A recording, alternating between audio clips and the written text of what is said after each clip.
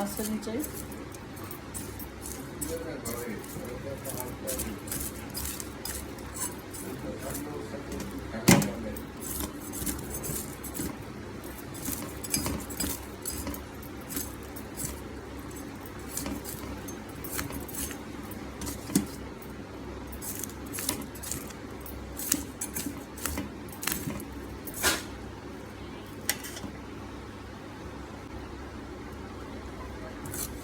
বাসায় আজকে নোনা দিল মাছ, তাই এভাবে কেটে নিচ্ছি।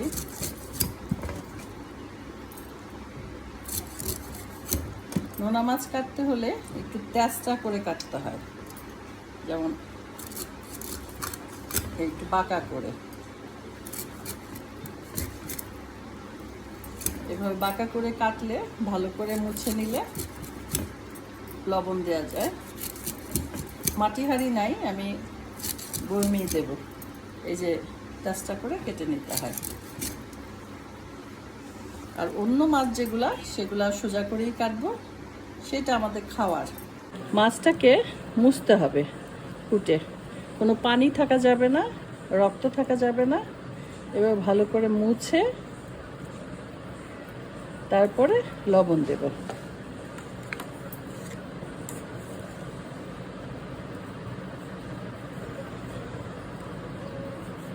এইভাবে লবণ দেব, তারপরে বয়মে ভরবো।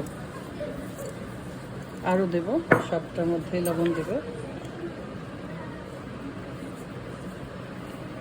4টা থাকলে এভাবে সবগুলো মাছে আমি লবণ দিয়ে বয়মটাকে ভরে ফেলবো। আমার মাছে লবণ দেওয়া হয়ে গেছে এবং বয়মে ভরা হয়ে গেছে। তো এখন আমি এটাকে এই যে এভাবে রোদে দেব কিছুদিন, তারপরে ফ্রিজে রাখবো।